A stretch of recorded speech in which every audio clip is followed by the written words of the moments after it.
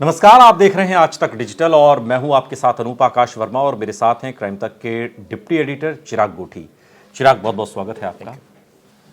एक शब्द इन दिनों हर तरफ गूंज रहा है, हर तरफ उसकी चर्चा हो रही है। डंडा तो सुप्रीम कोर्ट से चलना शुरू हुआ है, लेकिन अब आम लोग भी पूछ रहे हैं इलेक्टोरल बॉन्ड क्या है ये, जिसको लेकर अच्छा आम पब्लिक जो है वो समझ भी नहीं पा रही है। बहुत अगर आप ग्रास रूट लेवल पर जाएंगे तो नहीं उनको तकनीकी भाषा इतनी समझ में आती, और इससे चूंकि सीधे तौर पर आम जनता का जुड़ाव नहीं हो रहा है, लोग समझ नहीं पा रहे हैं। लेकिन उसी इलेक्टोरल बॉन्ड को लेकर सुप्रीम कोर्ट ने कुछ बुनियादी सवाल पूछे हैं, फटकार भी लगाई है। फटकार भले एसबीआई को लगाई है, लेकिन कहीं ना कहीं सवालों के कटघरे में सरकार भी है, जिसका जवाब उसको भी देना होगा। लेकिन चूंकि हमाम में सब नंगे हैं, अब उस इलेक्टोरल बॉन्ड के जरिए ये बात सही है कि बीजेपी को सबसे ज्यादा चंदा आया, नंबर 2 पर कांग्रेस है, और कांग्रेस से कई गुना ज्यादा जो डोनेशन है वो बीजेपी को मिली। लेकिन उसके बाद ये पार्टियों की कतार लंबी, सबको मिला है, तृणमूल कांग्रेस को भी मिला है, और भी पार्टियां हैं। इलेक्टोरल बॉन्ड है क्या, थोड़ा सा समझ लीजिए, उसके बाद हम बात को आगे बढ़ाते हैं।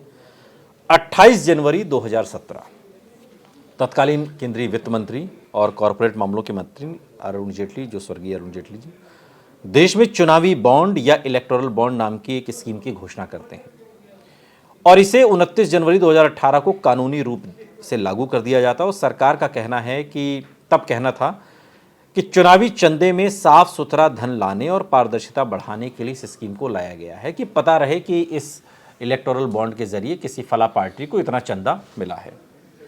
अब एसबीआई की 29 ब्रांचों से अलग अलग रकम के इलेक्टोरल बॉन्ड जारी किए जाते हैं, और ये इलेक्टोरल बॉन्ड जो 1000 रुपए से लेकर 1 करोड़ तक के हो सकते हैं। कोई भी ले सकता है, इसमें कोई इसमें बाध्यता नहीं है कि आप नहीं ले सकते या आप ले सकते हैं। इसे कोई भी खरीद सकता है और अपनी पसंद की राजनीतिक पार्टी को दे भी सकता है। मान लीजिए मैं हूं, मेरे पास मेरा मन आया कि मैं जाऊं बीजेपी को या कांग्रेस को या आम आदमी पार्टी को या किसी को भी 1 करोड़ रुपए चंदा दे आऊं। मुझे कुछ नहीं करना है, जाना है बैंक से इलेक्टोरल बॉन्ड खरीदना है और जाके उस पार्टी को दे देना है। लेकिन मेरे क्या चिनौने काट रहे हैं, मैं क्यों जाके दूंगा? इसी सवाल को लेकर सुप्रीम कोर्ट सख्त हुआ है।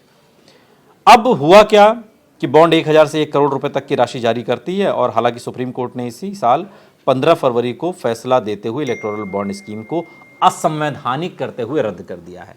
अब चर्चा किस बात को लेकर गरमाई? जब सुप्रीम कोर्ट सख्त हुआ तो फिर सुप्रीम कोर्ट ने आदेश दिया, बैंक को कहा कि सब कुछ बताइए, किसने दिया है, कहां दिया है, क्या सब कुछ ये साफ होना चाहिए, जिस पारदर्शिता की बात कही जा रही है। अब बैंक अपनी हीला हवाली दे रही है। चुनाव आयोग ने भारतीय स्टेट बैंक द्वारा सुप्रीम कोर्ट को सौंपा गया चुनावी बॉन्ड का पूरा डेटा गुरुवार को वेबसाइट पर अपलोड कर दिया है चिराग, जिसमें बहुत सारी चीजें निकलकर सामने आई हैं। अभी हम उसकी चर्चा भी करेंगे, लेकिन इस खबर के बाद आप क्या समझ पा रहे हैं कि इसको सुप्रीम कोर्ट की सख्ती के बाद, असंवैधानिक घोषित करने के बाद, इसे क्या मानकर चलें? पारदर्शिता मानकर चलें चुनावी चंदे की, जो बात स्वर्गीय अरुण जेटली जी ने जब इसको लागू की थी तब कही थी, या इसको एक बड़ा करप्शन मान के चलें, जो आज ही इंडिया टुडे कॉन्क्लेव में पूर्व वित्त और गृह मंत्री पी चिदम्बरम कह रहे हैं कि यह रिश्वत लेने का कानूनी तरीका है। बिल्कुल आपने सही कहा, कई नेता इस तरह की बात कर रहे हैं। लेकिन पहले चंदा जो मिलता था, जब ये आए नहीं थे बॉन्ड्स, तो चंदा कोई भी जाता था, कंपनी अपना हिसाब किताब पार्टीज रखती थी कि ए कंपनी ने इतना दिया, बी ने इतना दिया, सी ने इतना दिया। कई लोग तो अभी भी और पहले भी, जो जिसको कहते हैं कि कहीं रिकॉर्ड पर नहीं आना चाहिए, पैसा दे आते हैं, कैश दे आते हैं या कुछ भी दे आते हैं। क्यों कोई दे आएगा? मेरे आप नहीं देते हैं। अच्छा, तो इसलिए देते हैं क्योंकि उनको कंपनी चलानी है, उनको जो है फेवर चाहिए। Okay, पैसा कोई क्यों देगा किसी को आज की डेट में? पैसा इसलिए देगा ना कि भाई मेरा ध्यान रखना जी, ये देखिए मैं आपका भी ध्यान रख रहा हूँ। तो ये तो बहुत बट ऑब्वियस है। खैर, इसके बाद ये एक सिस्टम बनाया है, बॉन्ड के जरिए होने लगा। अब सवाल ये उठता है, 6000 करोड़ बीजेपी को गया, 1400 करोड़ के आसपास कांग्रेस को। हमाम में सब नंगे हैं। ऐसा नहीं है कि कोई एक पार्टी की, हाँ किसी को, देखिए जो पार्टी सरकार जिसकी होती है ऑब्वियसली उसको ज्यादा मिलता है। अब सवाल ये उठता है कि इसको लेकर अब क्या सुप्रीम कोर्ट ने कहा, भैया ये बताइए कि किस कंपनी ने किस किस को कितना कितना दिया। तो एक बड़ा इसमें शॉकिंग फैक्ट जो मैं पढ़ रहा था वो आया कि आप सोचिए, एक कंपनी है जो लॉटरी कंपनी थी, गेमिंग कंपनी जिसको कहते हैं, वो उसने 1300 करोड़ के आसपास दिया है। अब सवाल ये भी उठता है कि भाई उसने किसको दिया, 1300 करोड़ क्या बीजेपी को दिया या किसको दिया, क्योंकि ये जो चीज रकम साफ नहीं हो पा रही है ना। तो यही चीज तो सुप्रीम कोर्ट ने कहा। लेकिन अब इसका एक पुराना हिसाब किताब है। चंदा क्या होता है? चंदा जब आप कोई मतलब आप भी डोनेट करते होंगे, जाते हैं हम भी, तो कोई ये थोड़ी बताता है कि मैंने मंदिर में 100 रुपए चढ़ा दिए, 150 रुपए चढ़ा दिए। एक वैसे बात मैं कर रहा हूँ। अब देखिए वैसे तो गुप्तदान महादान कहा गया है ना, और लेकिन ये एक तरीके का गुप्तदान है, लेकिन कोई इतना दान क्यों कर रहा है, ये भी एक बात है। दूसरी बात, ये बड़ा सवाल है। दूसरी बात ये वो वाला चंदा नहीं है कि कोई मंदिर में जा रहा है। ये चंदा किसका चंदा है? ये दरअसल पैसा जो है वो एक तरह से कहा जाए, अगर रूट एक कंपनी ने कमाया, कहां से कमाया? मार्केट से कमाया। तो कहीं ना कहीं लोगों का भी इसमें कुछ ना कुछ स्टेक था। तो ये पैसा, या इसको ब्लैक को व्हाइट करने की टेक्निक है, ये इस पर बाद में बात करेंगे। लेकिन कहीं ना कहीं सुप्रीम कोर्ट ने बिल्कुल सही कहा। बताइए ना जी, किसने किसको कितना कितना दिया। अब इसको मंडे को भी सुनवाई है इस पूरे मामले में, तो आगे देखते हैं क्या होता है। लेकिन सवाल ये उठता है, इसमें तो कोई, इसमें देखिए जब ए शख्स ने बी पार्टी को कोई डोनेशन दी है, तो इस बात को अगर सुप्रीम कोर्ट पूछ रहा है कि भाई साफ साफ बता दो कि बी को दी है कि सी को दी है, इसमें तो कोई दिक्कत नहीं होनी चाहिए। एक और इसमें फैक्ट बताता हूँ। बॉन्ड के जरिए चंदा देने वाली 14 कंपनियां जो थी, वो सीबीआई, ईडी, ये तमाम जांच के दायरे में थी। सवाल ये उठता है कि क्या ये कोइंसिडेंट है? अब कई तो ऐसी कंपनीज है, ऐसे आरोप है कई पार्टीज के कि भैया जब रेड हुई तो उसके बाद चंदा आ गया पार्टी को, या एक पर्टिकुलर जगह पर बॉन्ड खरीदे गए इतने सारे, क्यों, किसको दिया गया, किसने रेड करा, जांच होनी चाहिए। कंपनी जो सबसे पहली है future gaming and hotel services, फिर है मेगा इंजीनियरिंग, हल्दी एनर्जीज है, वेदांता है, यशोदा सुपर स्पेशलिटी हॉस्पिटल्स जो हम गाजियाबाद में भी शायद है, डीएलएफ कमर्शियल है, जिंदल स्टील, आप सोचिए, चेन्नई ग्रीनवुड्स, ये तमाम ऐसी कंपनियां जो कहीं ना कहीं रडार पर और जिस लॉटरी की आप बात कर रहे हैं, लॉटरी किंग की जो future gaming and hotel services है, कथित तौर पर फ्यूचर गेमिंग के मालिक दक्षिण भारत के लॉटरी किंग सैंटियागो मार्टिन हैं। और फ्यूचर की वेबसाइट के मुताबिक मार्टिन ने 13 साल की उम्र में लॉटरी का जो कारोबार धंधा है शुरू किया, और इसके बाद से वो पूरे देश में लॉटरी के खरीदारों और विक्रेताओं के लिए एक विशाल नेटवर्क को विकसित करने में कामयाब रहे। और दक्षिण में ये फर्म मार्टिन कर्नाटक के तहत चलती है, जबकि उत्तर पूर्व में इसे मार्टिन सिक्किम लॉटरी के नाम से जाना जाता है।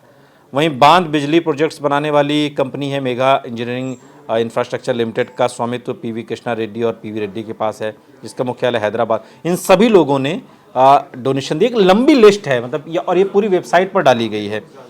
और चुनावी बॉन्ड खरीदने वाली बहुत सारी कंपनियां हैं। किसी ने 410 करोड़ के बॉन्ड खरीदे, किसी ने 400 खरीदे, हल्दिया एनर्जी ने 377 खरीदे, वेदांता लिमिटेड ने 400 करोड़ खरीदे, भारतीय ग्रुप ने 247 करोड़ खरीदे।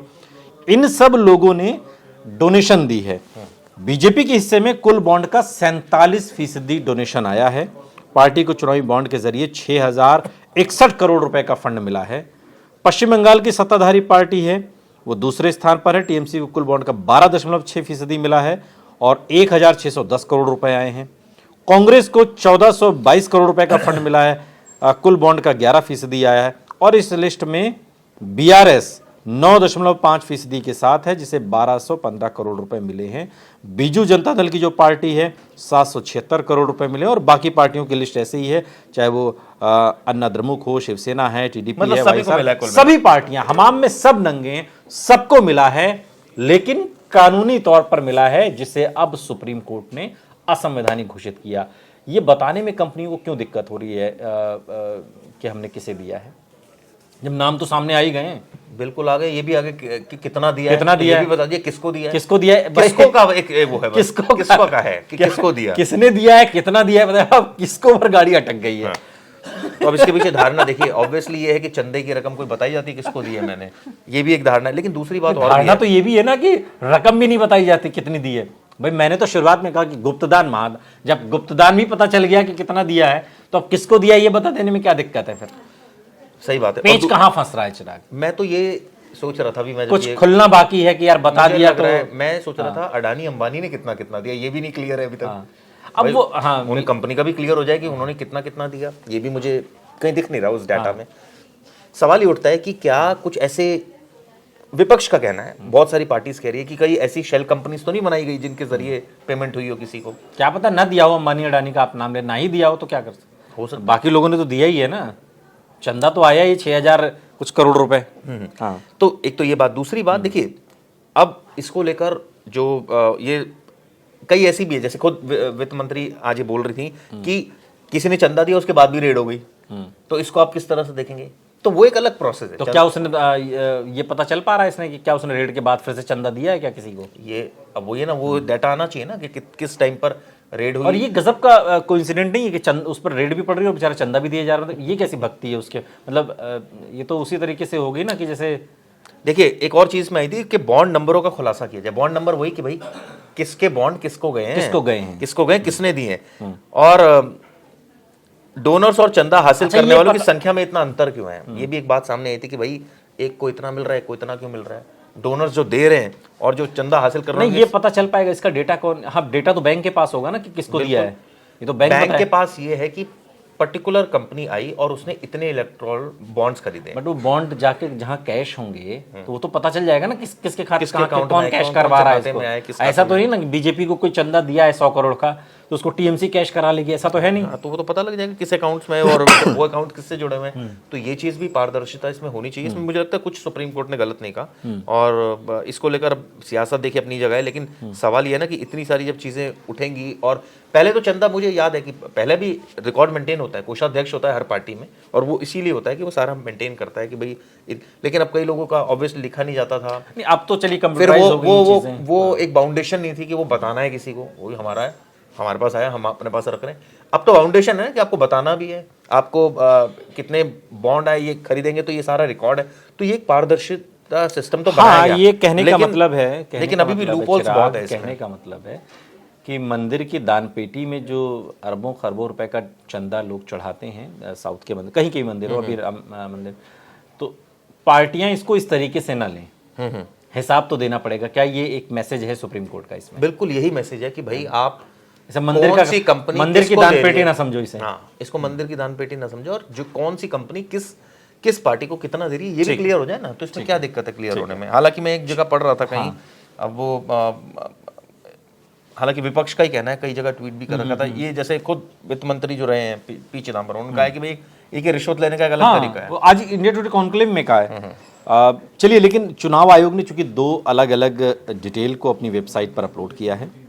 पहला जो पीडीएफ है 337 पन्नों का है, जिसमें चुनावी बॉन्ड खरीदने वाली कंपनियों और संस्थाओं के नाम, खरीद की तारीख और पैसे की जानकारी है। दूसरी पीडीएफ 426 पेज की, जिसमें राजनीतिक दलों के नाम, तारीख, राशि की डिटेल दी गई। हालांकि इससे ये साफ नहीं है कि किस कंपनी या संस्थान ने कौन सा इलेक्टोरल बॉन्ड खरीदा, क्योंकि उपलब्ध कराई गई जानकारी में बॉन्ड संख्या का शामिल नहीं है, और इससे ये पता नहीं लग पा रहा है कि जिसने भी 400 करोड़ का बॉन्ड खरीदा वो दिया किस पार्टी को है।